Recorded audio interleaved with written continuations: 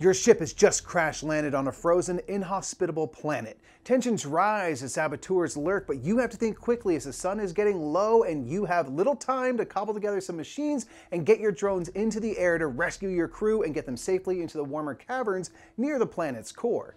This is Cryo, a game designed by Tom Jolly and Luke Laurie and published by Z-Man Games, who helped sponsor this video. Hey everyone, I'm Mike Murphy of the Brothers Murph here with Board Game Geek, and I've got to get my drones into the air, so let's get this game down to the table to go a little more in focus on Cryo.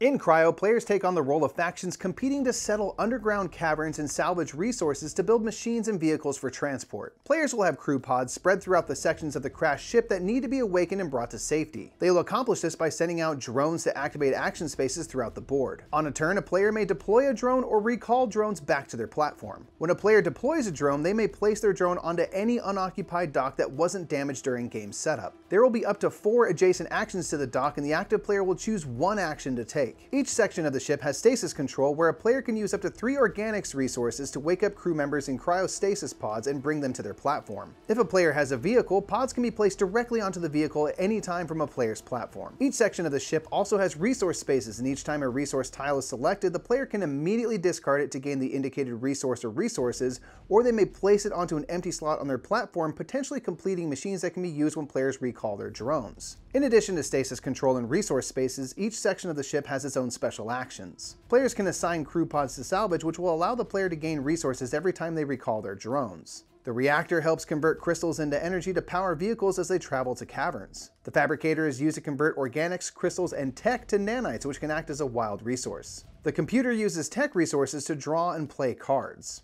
Cards have many uses, but you must choose only one way to use each card you receive. Cards can be used for their upgrade ability listed at the top of the card. Players will slot upgrades under their player board, giving them a permanent ability for the rest of the game. Alternatively, each card may be used as a vehicle, which can house and transport pods to the caverns underground. Vehicles may also come with an ability. Each card has a listed mission, which can be played face down beside your player board and will score based on the conditions at the end of the game. Finally, each turn the active player may scrap a card, gaining its resources shown in the scrap area before discarding the card. Players can also scout caverns, allowing them to flip over a new cavern tile adjacent to another face-up tile, and that player gets to immediately place one of their crew pods from the platform onto the newly discovered cavern. Speaking of caverns, compared to the harsh surface, the caverns are safe from the cold elements and give your crew the best chance at long-term survival, so you better get people down there quickly before the sun sets. Once a player has a vehicle built and some energy stored, they may use the launch dock. Unlike other docks, there is no limit to the amount of drones that can be placed here. The active player will then launch, sending a vehicle down into the tunnel, spending more energy the deeper down they go. Players must choose a tunnel connected to at least one face-up cavern, and they must pay the resources shown on the left side of the cavern tile or tiles in order to distribute their pods from their vehicle however they like. Eventually, players will want to recall their drones and may do so on their turn instead of deploying. When recalling, 3 steps will be carried out in order. First, the player will recover salvage, gaining resources shown from each pod they have assigned to salvage. Then the active player will resolve one of 4 incident tiles on the board. Sabotage incidents destroy the lowest numbered stasis chamber, destroying all crew pods and removing them from the game board. Looting incidents allow the player who collected it to gain the indicated resource, and finally, sunset represents the sun dipping below the horizon, bringing about the frozen end of the game. Once a player has resolved an incident and replaced the played tile, they return their drones one by one. This allows the player to make use of any machines they have built using resource tiles.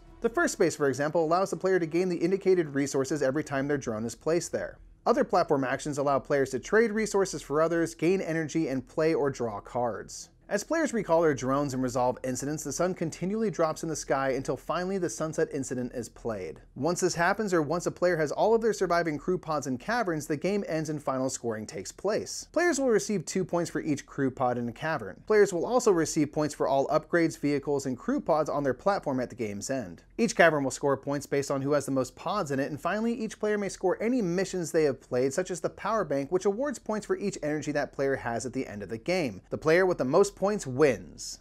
Cryo is all about being resourceful. Just because someone has sabotaged you, it doesn't mean you don't still have a job to do. Your drones must be used effectively, but everywhere you go, you are presented with several choices of action, but you can only pick one. Every card you collect is full of possibilities, but you can still only use each card for one of its many abilities.